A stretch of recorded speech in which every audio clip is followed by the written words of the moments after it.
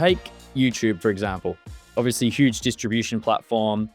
You've got a huge amount of, let's call them emerging sports that may be, variations of larger leagues. They might be net new sports. And in some cases, we're seeing, huge traditional sports choosing to broadcast through YouTube. An example of that, down in Brazil. So I suppose, what's your perspective on that from not only an up and coming sport, but then also an established sport from a distribution perspective? So I think it's a little bit of what we've been discussing. I mean, we like to operate within set forms where there's boundaries, right? Where you have, these are the platforms, these are, and these leagues have long-term deals. So it's also naive to think that on a yearly basis these things will change. But fast forward, and the distribution of a lot of this content hasn't really changed much over the past decades. And I think the platforms have, right?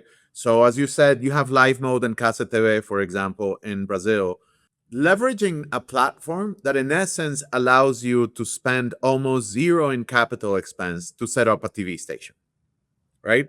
Like, think of all these legacy networks, NBCs, the CBSs. I mean, they have so much capital invested in building huge control rooms and production trucks and all these things.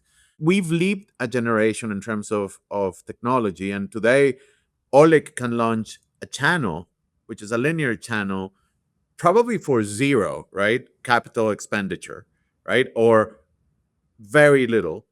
And I don't think the models of distribution have adapted, right? That being said, I shy away from saying that that is the perfect model. I think this is the first step into getting a reshape of the distribution business.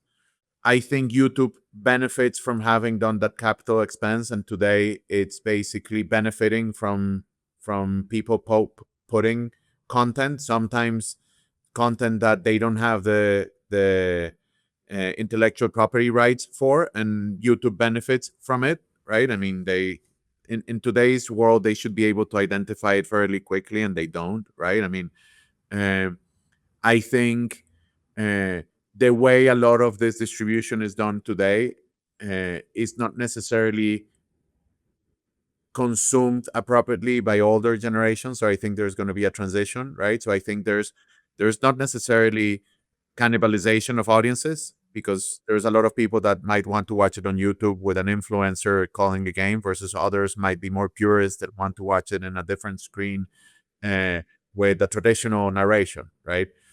I think there's space for everyone, but I don't think I think we're going to see the evolution of all those models happen over the next 2 to 3 years.